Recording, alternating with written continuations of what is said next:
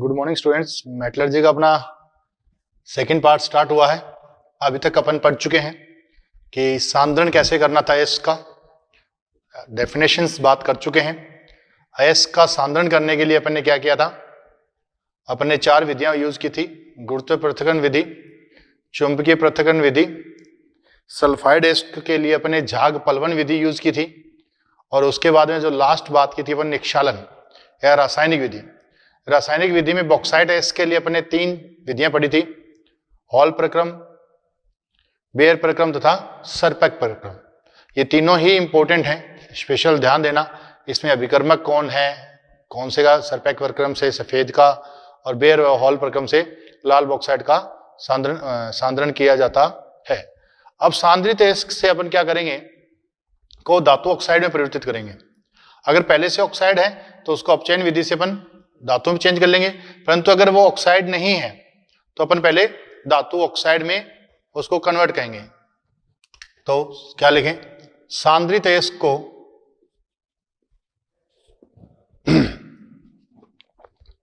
अयस्क को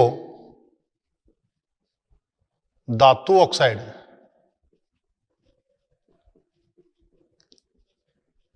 सांद्रित अयस्क का धातु ऑक्साइड में परिवर्तन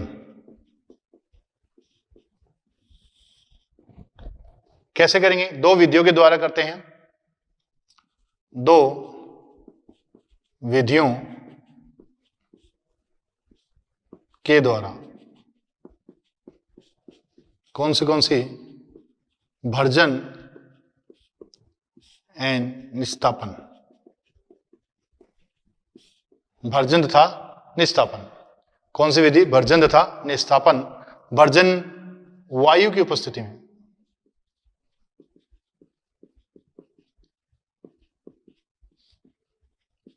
जबकि निस्तापन है वायु की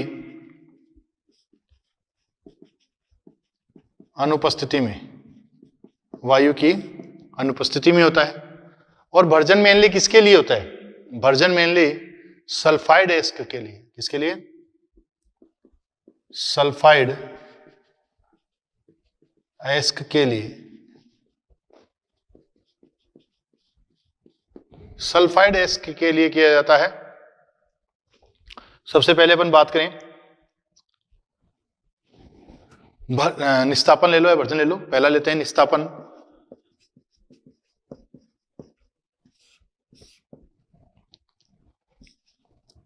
अयस्क को वायु की अनुपस्थिति में गलनांक से कम ताप गर्म किया जाता है। गलनांक बिंदु से कम ताप होना चाहिए, अर्थात क्या है, धातु क्या नहीं होनी चाहिए, गलनी नहीं चाहिए, मतलब गलित अवस्था में परिवर्तित नहीं होनी चाहिए। इससे क्या क्या होता है, फायदा क्या क्या होता है। अयस्क से नमी दूर हो जाती है। फायदा है, नमी जो होती है वो दूर हो जाएगी। अयस्क में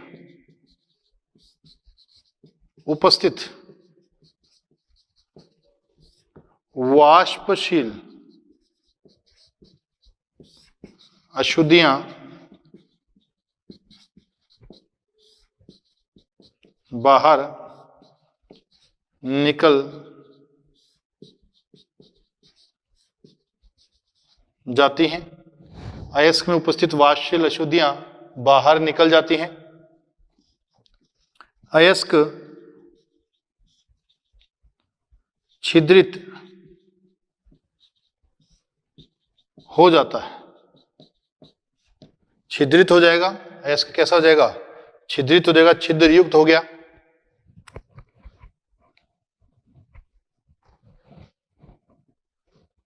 जलयुक्त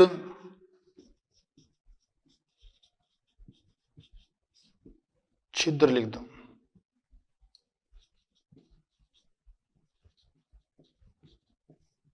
जलयुक्त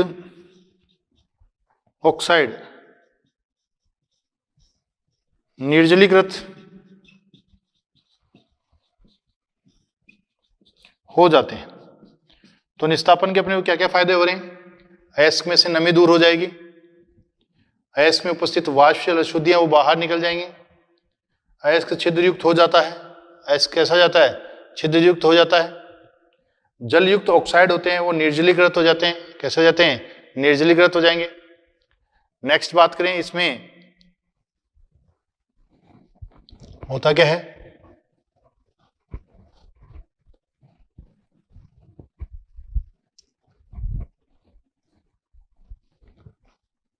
कार्बोनेट, सल्फेट, हाइड्रोक्साइड, अयस्क ऑक्साइड में चेंज हो जाते हैं। किसमें? ऑक्साइड में चेंज हो जाएंगे। से कार्बोनेट है, CO2 बाहर निकल जाएगी, ऑक्साइड में चेंज हो गया। सल्फेट है, SO3 है, SO2 बाहर निकल जाएगी, SO2 बाहर निकलेगी, ऑक्साइड में चेंज हो जाएगा। हाइड्रोक्साइड है, वो वाटर की वेपर है, बाहर निकल जाएगी, ऑक्साइड में चेंज हो जाएगा। तो ये परिवर्तन हो रहे हैं। देखते हैं केमिकल रिएक्शंस क्या क्या होती हैं।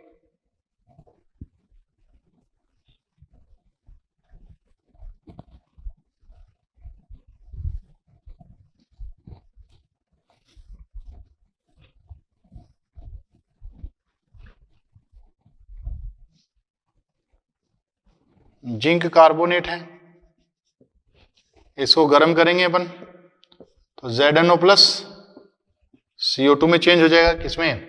ZNO प्लस CO2 में। ऐसे ही PbCO3 है या Fe2O3.2H2O है, ये वेपर पड़ी है। वेपर क्या? इसमें क्रिस्टलीकृत जल पड़ा है। लिमोनाइट 3 होता है, लिमोनाइट, ये लिमोनाइट है।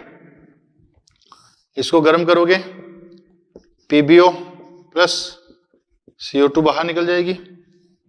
इसको गर्म करोगे Fe2O3 प्लस H2O बाहर निकल जाएगी वेपर के फॉर्म में। ठीक है, तो जितने भी अपने पास अवांछनीय चीजें पड़ी हैं, सल्फेट ले लो। अगर सल्फेट लेंगे अपन तो लेड सल्फेट PbSO4 या कॉपर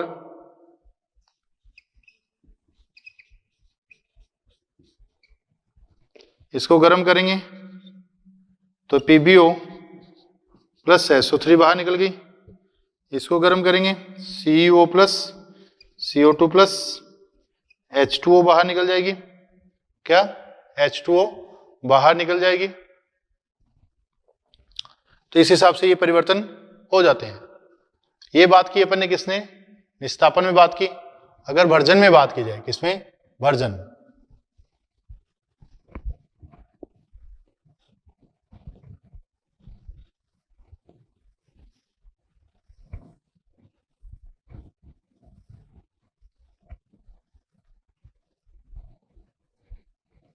बात करें भर्जन, वायु की उपस्थिति में, वायु की उपस्थिति में धातु सल्फाइड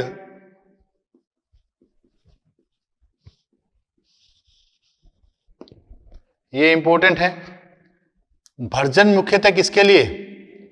धातु सल्फाइड के लिए होता है। किसके लिए? धातु सल्फाइड के लिए। वायु की उपस्थिति में धातु सल्फाइड या अयस्क को गलनांक बिंदु से नीचे गर्म किया जाता है।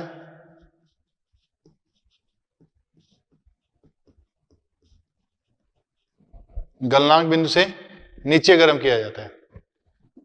यह मुख्यतः किसके लिए? सल्फाइड अयस्कों के लिए काम आता है। किसके लिए? सल्फाइड एसिड के लिए काम आता है। इसमें क्या क्या अपने को फायदा होता है? नमी दूर हो जाती है,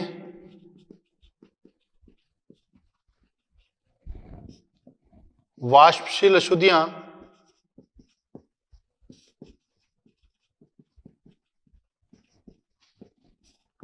ऑक्साइड में परिवर्तित होकर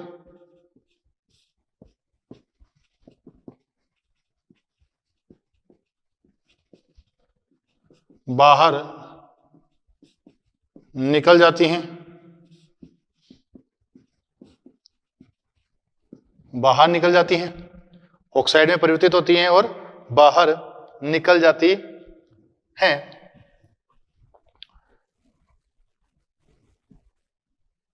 जैसे अपन बात करें, सल्फर की जो अशुद्धि है वो O2 से रिएक्शन करती है, किस रूप में? SO2 के रूप में बाहर निकल जाएगी। आर्सेनिक की अशुद्धि है, ऑक्साइड की फॉर्म में AS2O3 बाहर निकल जाएगी। फॉस्फोरस की अशुद्धि है, P2O5 के रूप में बाहर निकल गई। तो ये अशुद्धियां क्या होंगी? बाहर निकल जाती हैं।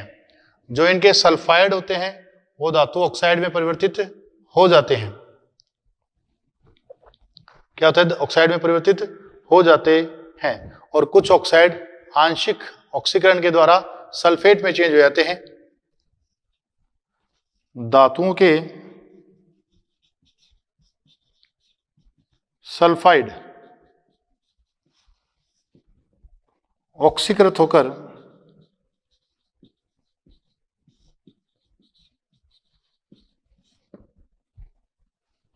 ऑक्साइड में चेंज हो जाते हैं।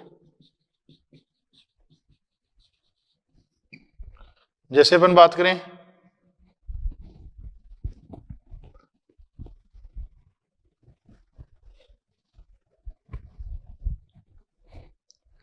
ZnS है प्लस O2, PbS है प्लस O2, तो किसमें हो जाएगा? ZnSO4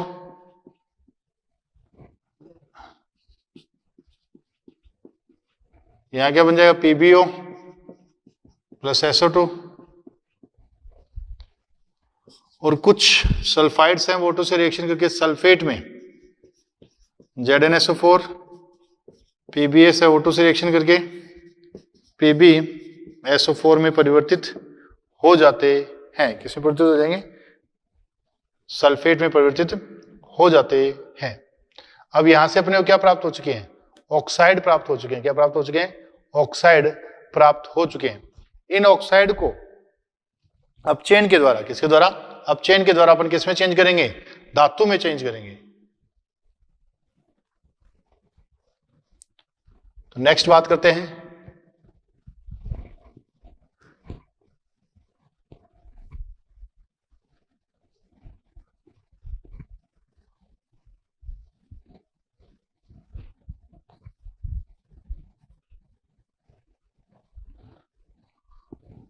धातु ऑक्साइड का धातु में अपचयन। धातु ऑक्साइड को अपन धातु में अपचयन करेंगे। कैसे कैसे विधियां अपने बात की थी? सबसे पहले अपन ने बात की थी वो थी प्रगलन। इसके प्रगलन। और वैसे तो इसको ऊष्मा गति के आधार पर समझाएंगे, वो अपन ये पढ़ने के बाद में ये करेंगे। पहले अपन बात करते हैं कि कौन सी अपचयन विधियां अपन ने काम में ली थी। पहली बात की थी प्रगलन। तो बात करते हैं अपन प्रगलन।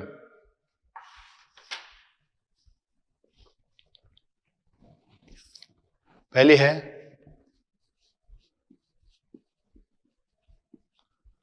अब प्रगलन में क्या होता है? देखो बेटा, अपन ने अभी पढ़ा था भर्जन और निस्तापन में अपन अयस्क को उसके गलनांक बिंदु से नीचे गर्म कर रहे थे, मतलब वो पिंगली अवस्था में परिवर्तित नहीं हो रहा था। जबकि प्रगलन में गलन हो गया, मतलब गल गया, मतलब वो द्रवित अवस्था में आ गया, गलित अवस्था में चेंज हो गया। तो इसमें अपन लिखेंगे प्रगलन में कि गलित अवस्था में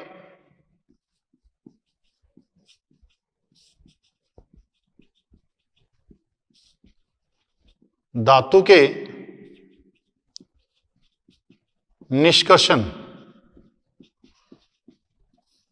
की विधि को प्रगलन कहा जाता है। गलित अवस्था में धातु के निष्कर्षण की विधि को, धातु के निष्कर्षण की विधि को क्या कहा जाता है? प्रगलन कहा जाता है। वर्जित या निस्तापित अयस्क को उपयुक्त अपचायक के साथ मिलाकर गलनांक बिंदु से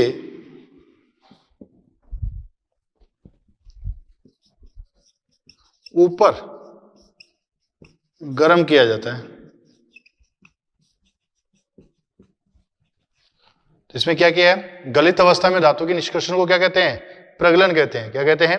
प्रगलन कहा जाता है। इसमें क्या किया जाता है? वर्जित या निस्तापित अयस्क अपचायक को के साथ अपचायक को मिलाकर उच्च ताप पर या गलनांक बिंदु से ऊपर, किसमें? गलनांक बिंदु से ऊपर क्या किया जाता है? गर्म किया जाता है। तो अपन क्या करते हैं? इसमें अपने को प्राप्त होता है। तो नेक्स्ट बात करते हैं अपन कौन से अपचायक के लिए कौन से यूज किया जाता है। पहली बात करते हैं कार्बन या CO के द्वारा अपचयन।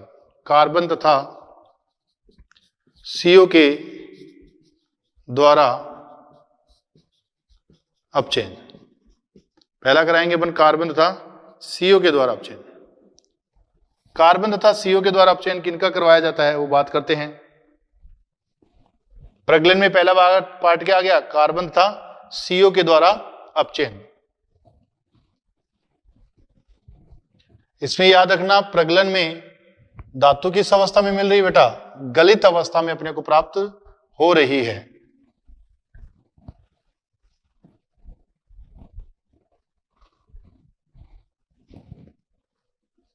कार्बन तथा CO के द्वारा अपचयन। देखो बेटा आयरन है वो सस्ता है तुलनात्मक डायमंड वगैरह या डायमंड क्या गोल्ड एंड AG के कंपेयर में, क्योंकि इसको निष्कासित करना आसान है और सस्ते अपचाय का इसमें उपयोग किया जाता है। कौन से? कार्बन तथा कोक। तो Fe का जो अपचयन कराते हैं वो किसके द्वारा कराते हैं? कार्बन तथा कोक के द्वारा करवाया जाता है। Zinc, copper, lead, tin, iron आदि का अपचयन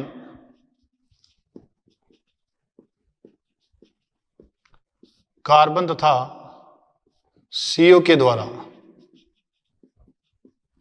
किया जाता है। कार्बन तथा CO के द्वारा किसका? Copper, zinc, copper, tin, lead आदि का ऑक्साइड का अपचयन किसके द्वारा करते हैं? कार्बन के द्वारा किया जाता है। इसमें क्या होता है कि जो वर्जित अयस्क है या फिर निष्कासित अयस्क है उसको कार्बन के साथ मिक्स करके भट्टी में गलनांक बिंदु से उच्च ताप पर क्या करते हैं? गर्म करते हैं। इस विधि में वर्जित या निस्तापित अयस्क को कार्बन या CO के साथ मिलाकर गलनांक बिंदु से उच्च ताप पर गर्म किया जाता है।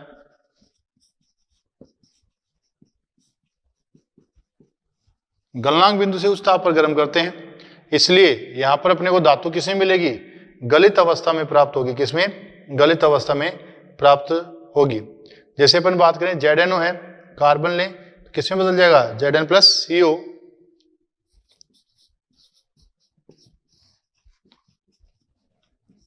CO धातु अपने को प्राप्त हो गई। ऐसे PbO है, Pb प्लस CO बन जाएगा। या फिर अपन Fe2O3 लें और कार्बन लें,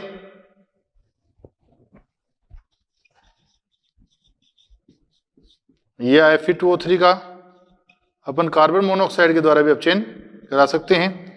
यहां पर क्या मिल जाएगा? Fe प्लस CO मिल जाएगा, Fe प्लस CO2 प्राप्त हो जाता है। तो ये अपने पास रिएक्शंस होती हैं। अब अपचयन करते हैं के दौरान अपन इसमें एक कुछ अतिरिक्त पदार्थ मिलाते हैं, जिससे क्या कहते हैं? गालक कहते हैं। गालक का क्या है? अशुद्धि को क्या कर देना? कि गलनांक को कम कर देना।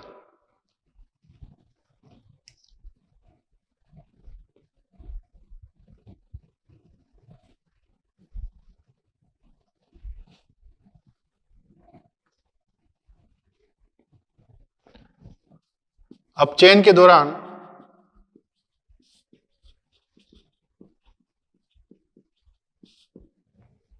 अयस्क में एक अतिरिक्त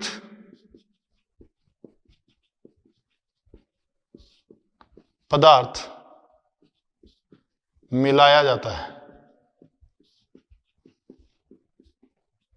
जो अशुद्धि के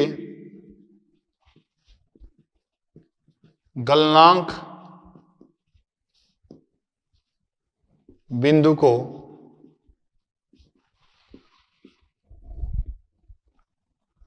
कम कर देता है, कम कर देता है।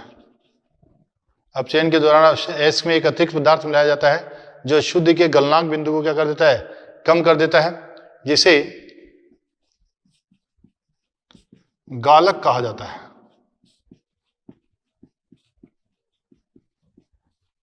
पहले की क्लासों में अपन ने बताया था, एक अदात्री है, एक गालक है, और गालक का जो सिलेक्शन किया जाता है वो अदात्री के बेस पर किया जाता है। अदात्री अम्लीय हो सकती है, क्षारीय हो सकती है, तो उसी का उल्टा क्या होता है? गालक होता है। गालक अदात्री से संयोग करके धातुमल का निर्माण करता है, जो कैसा होता है? हल्का होता है, जो धातु के ऊपर तैरता रहता है। यह गालक अदात्री से अभिक्रिया कर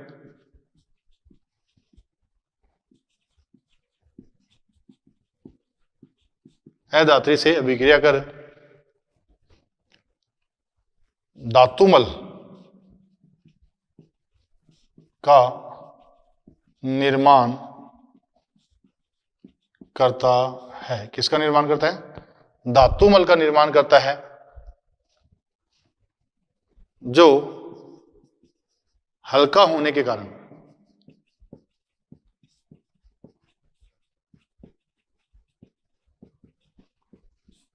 धातु पर तैरता रहता है, जिसे आसानी से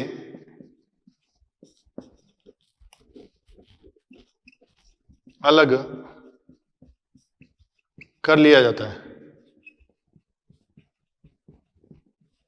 जिसे आसानी से क्या कर लेते हैं? अलग कर लेते हैं। जिसे आसानी से अलग कर लिया जाता है, आसानी से अलग कर लिया जाता है। बना लिया होगा। जो कार्बन अपचयन प्रक्रम है, कार्बन अपचयन प्रक्रम वात्यावटी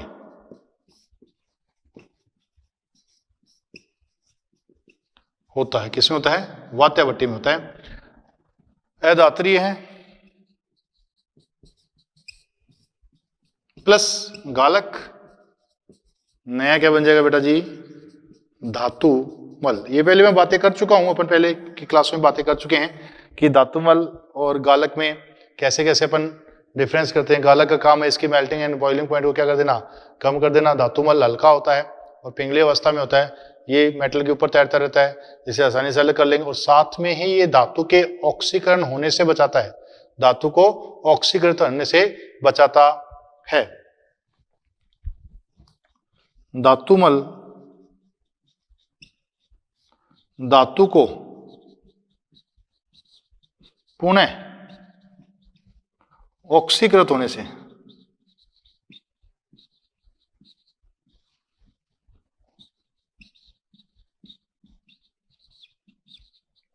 बचाता है, पुनः ऑक्सीकृत होने से बचाता है। कौन?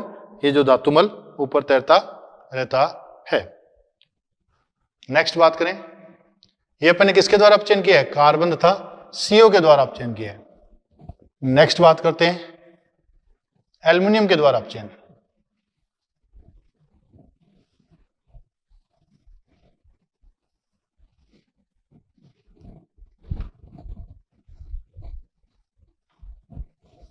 एल्युमिनियम के द्वारा अपचयन, कुछ धातुएं होती हैं वो कार्बन तथा CO से अपचयित नहीं होती, उनका अपचयन एल्युमिनियम के द्वारा किया जाता है। एल्युमिनियम के द्वारा अपचयन, एल्युमिनियम के द्वारा अपचयन करेंगे। एल्युमिनियम के द्वारा अपचयन किनका किया जाता है, क्रोमियम ऑक्साइड है, टाइटेनियम ऑक्साइड है, मैग्नीज ऑक्साइड है। Cr2O3, I2O, Mn3O4, ये मिक्स्ड ऑक्साइड है बेटा जी।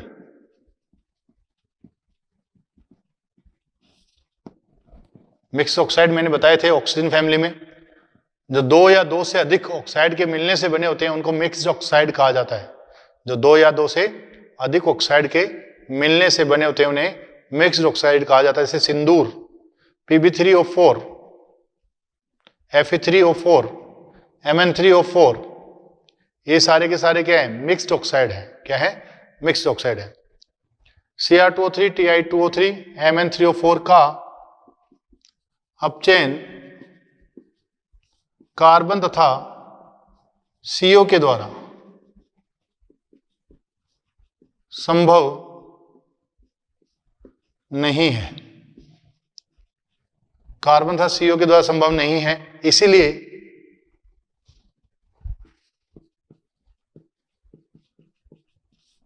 इसका अपचयन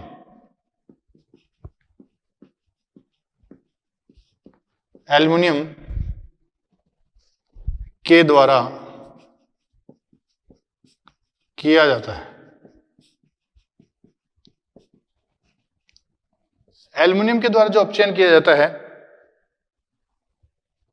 उसे क्या कहते हैं, उसको गोल्डस्मिट एल्यूमिनो तापीय विधि, तापीय प्रक्रम या गोल्डस्मिट प्रक्रम कहा जाता है। ऐसे गोल्डस्मिट या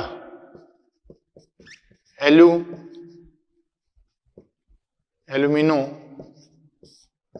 तापीय विधि, एल्यूमिनो तापीय विधि कहा जाता है। क्या कहता है, एल्यूमिनो तापीय विधि, एल्यूमिनो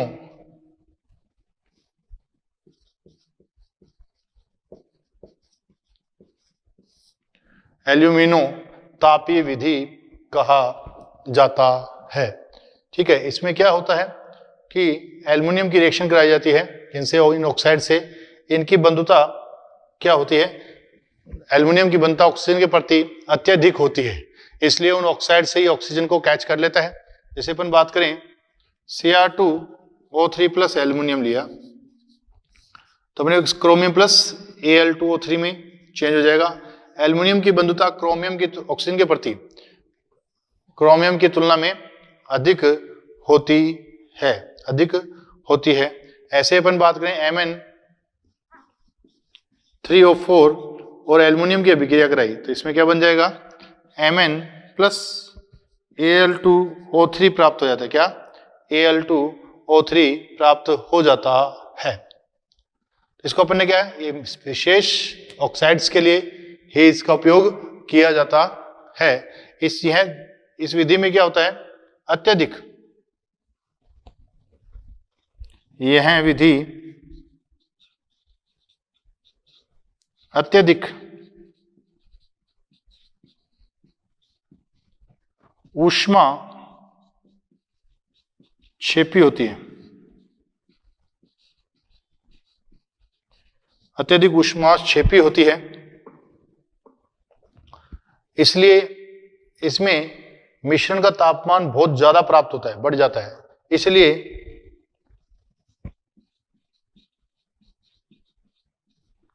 मिश्रण का तापमान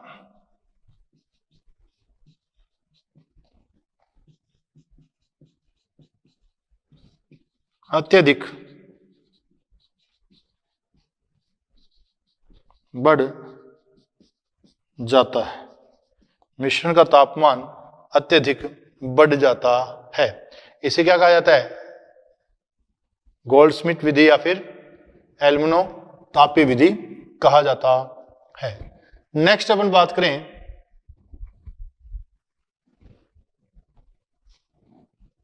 जल गैस के द्वारा अपचयन। वाटर गैस, नाम सुना सुना लग रहा है अपने को। वाटर गैस क्या थी, कैसे बनाई थी, कोक पर अपन जल वाष्प को प्रवाहित करते हैं तो CO तथा H2 का मिश्रण प्राप्त होता है। तीसरा, जल गैस के द्वारा अपचयन। जल गैस के द्वारा अपचयन। वाटर गैस क्या होती है बेटा, CO प्लस H2 का मिश्रण। CO प्लस H2 का मिश्रण क्या कहलाता है, वाटर गैस। ये क्या है, वाटर गैस है। कौन कौन, CO प्लस H2O का, सॉरी H2 का मिश्रण। निकल के जो ऑक्साइड होते हैं, निकल के ऑक्साइड इस विधि के द्वारा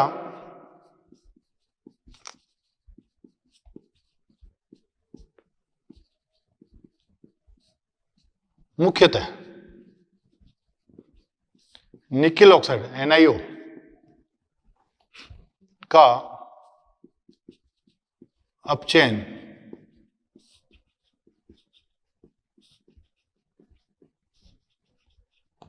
वाटर गैस का फॉर्मेशन कैसा होता है बेटा, कार्बन पर अपन H2O वेपर वाष्प उच्च ताप रखते हैं, मोर देन 1000 डिग्री सेंटीग्रेड से ऊपर रखते हैं तो CO प्लस H2 प्राप्त होता है। ये है वाटर गैस। क्या ये वाटर गैस है, C plus H2O water gas प्राप्त होती है अपने को। इसमें निकल ऑक्साइड है प्लस CO लिया और निकल ऑक्साइड है प्लस H2 लिया। यहां पर अपने को क्या मिल जाएगी, निकल प्लस CO2 प्राप्त हो जाता है। यहां पर अपने को क्या मिल जाता है, निकल प्लस H2O प्राप्त हो जाता है। तो ये अपन किसके द्वारा कर रहे हैं, वाटर गैस के द्वारा अपचयन कर रहे हैं। किसके द्वारा कर रहे हैं, वाटर गैस के द्वारा अपचयन कर रहे हैं। नेक्स्ट बात करें स्वतः अपचयन।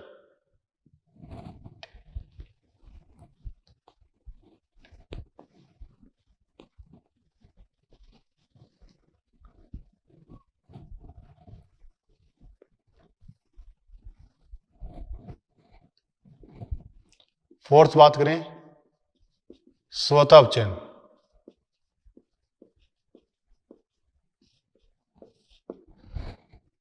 कुछ मेटल्स हैं वो स्वतः अपचयन प्रदर्शित करती हैं। खुद के सल्फाइड होते हैं, ऑक्साइड होते हैं, वो एक दूसरे को क्या कर देते हैं, अपचयित कर देते हैं। तो लिखें इसमें, बात करें इस विधि में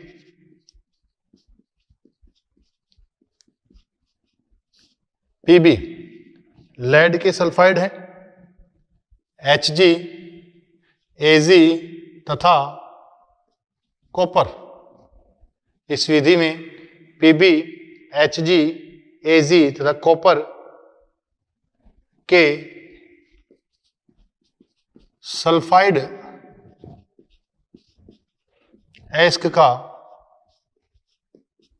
अपचयन किया जाता है। अब कई बार कंफ्यूज हो जाता है कि जिंक कब भी स्वतः अपचयन प्रदर्शित करता है। नहीं, जिंक स्वतः अपचयन पर लेआउट लगा के लिख लेना। जिंक के द्वारा स्वतः अपचयन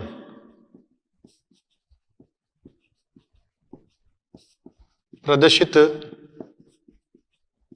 नहीं किया जाता। जिंक के द्वारा स्वतः अपचयन प्रदर्शित नहीं किया जाता। इसमें क्या होता है कि लेड ऑक्साइड जो सल्फाइड होते हैं वो O2 से बिगड़ के ऑक्साइड तथा किस में चेंज हो जाते हैं, सल्फेट में चेंज हो जाते हैं। जैसे PbS है, O2 से अभिक्रिया कराई, PbO प्लस SO2। ऐसे ही PbS है, कुछ मात्रा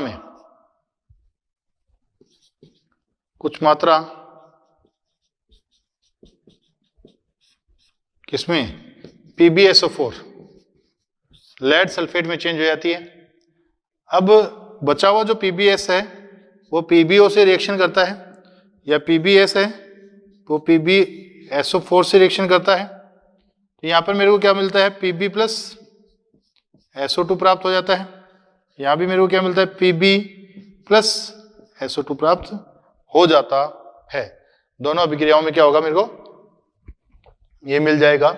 ऐसे ही Hg के लिए बात करें, किसके लिए, Hg के लिए HgS है सल्फाइड, ये O2 से अभिक्रिया करता है, HgO प्लस SO2 प्राप्त होता है। ये HgO स्वतः ही टूट जाता है किसमें, Hg प्लस हाफ O2 में, किसमें, Hg प्लस हाफ O2 में ब्रेक हो जाता है। ये अपने पास अपचयन प्रगलन की विधि। प्रगलन में अपने 4 टाइप पढ़ा। कौन सा कार्बन तथा CO के द्वारा अपचयन। दूसरा पढ़ा अपन ने एल्युमिनियम के द्वारा अपचयन। तीसरा अपन ने बात की किसके, जल गैस के द्वारा अपचयन। और चौथे अपन ने बात की स्वतः अपचयन। स्वतः अपचयन के लिए स्पेशल ध्यान रखना, मैं फिर बोल रहा हूं, ये किसके द्वारा प्रदर्शित किया जाता है, स्वतः अपचयन Pb, Hg, Ag कॉपर के द्वारा अपचयन किया जाता है, जबकि जिंक स्वतः अपचयन प्रदर्शित नहीं करता। ये कंफ्यूज करने वाला पॉइंट है, आपको ये ध्यान रखना। और जल गैस के द्वारा किसका अपचयन किया जाता है, जल गैस के द्वारा निकल ऑक्साइड का, मुख्यतः निकल ऑक्साइड का अपचयन किया जाता है। नेक्स्ट पढ़ते हैं अवक्षेपण के द्वारा अपचयन या जलीय धातुक्रम। पहला था प्रगलन में 4 पढ़े अपन ने। नेक्स्ट बात कर रहे हैं अपन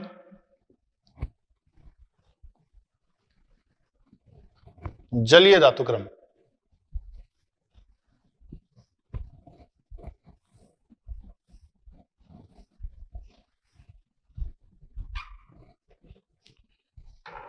नेक्स्ट बात करते हैं अवक्षेपण के द्वारा अपचयन।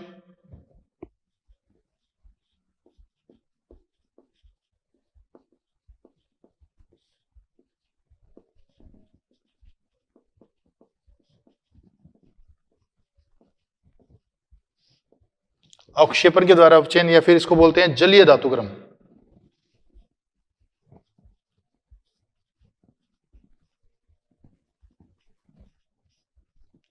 या बोलेंगे इसे जलीय धातुक्रम, या इसको बोलते हैं रासायनिक विधि या साइनाइड प्रक्रम, सभी इसी के नाम है।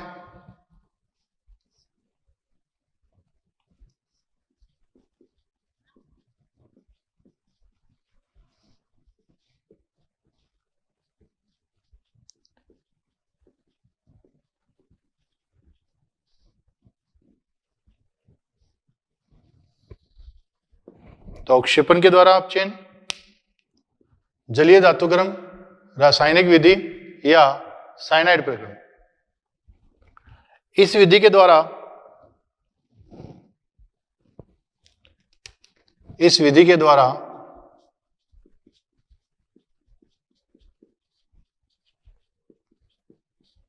Ag, Au आदि धातुओं का निष्कर्षण किया जाता है। इसमें क्या होता है, कुछ विलायक मिलाए जाते हैं इन धातुओं में जिनके साथ ये संकुल निर्माण करते हैं, जिनके साथ ये संकुल निर्माण करते हैं। इस विधि में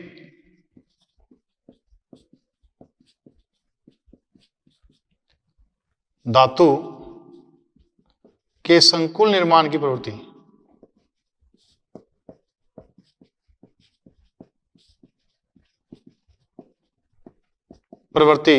होती है। बने हुए संकुल की अभिक्रिया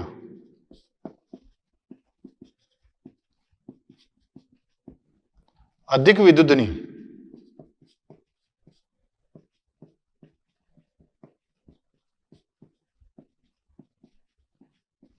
धातु के साथ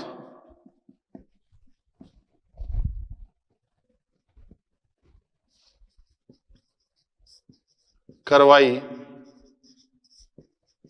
जाती है, अधिक विद्युतधनी धातु के साथ करवाई जाती है। उससे क्या होगा,